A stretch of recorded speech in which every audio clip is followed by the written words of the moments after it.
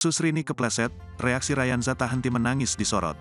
Baru berumur 1 tahun, Rayanza sudah mengerti saat Susrini kesakitan akibat jatuh terpleset.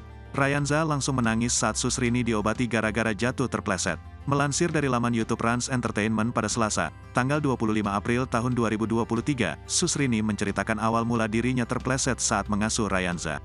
Licin, jatuh, jadi adek di sini, kan merosot, oleng, aku kan nahan adek, terus jatuh, ungkap perempuan bernama asli Rini Perdianti tersebut.